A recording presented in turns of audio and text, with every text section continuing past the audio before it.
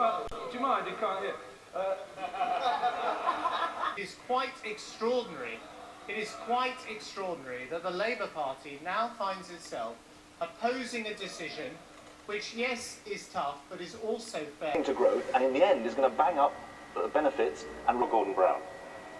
I think they were a great part. I agree with him on AD. I don't want it either, but I think he lacks confidence in the first past the post system. It's afterwards. There is support through a grant and loan provision for maintenance, and the other is the psychological impact of people being deterred by extremely high fees, which potentially some universities charge if they were allowed unlimited permission to do so. And that's why we are hesitating before accepting that recommendation and are considering carefully the very strict conditionality that would have to be attached to any movement on that score.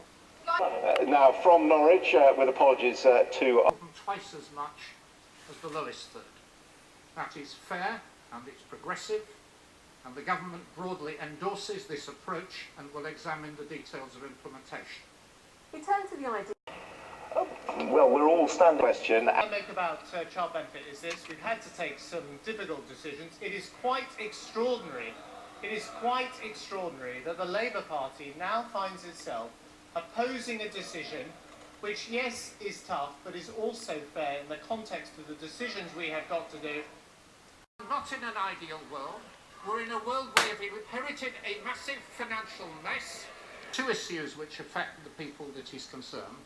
The first is... The figures are pretty frightening. And after the commercial break, we'll tell you who got it right and who got it wrong. We're going to do this 5 times. The answer to his question is yes. For variable fees in the Brown report, which I made it very clear we're still considering.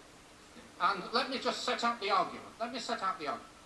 On the one hand, we have world-class universities. There are 4 out of 10 of the leading world universities in this country. We want to keep it that way. And they are making a very strong case for variable fees. On the other hand, if that were to be accepted, large numbers of people from modest backgrounds would be deterred by highly priced courses in universities like Oxford and Cambridge, and we see the psychological impact of that is very real.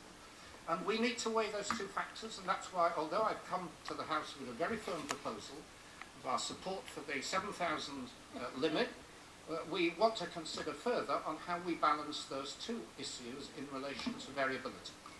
Can you tell me how he will make sure that our government... 37, the nose to the left, 240.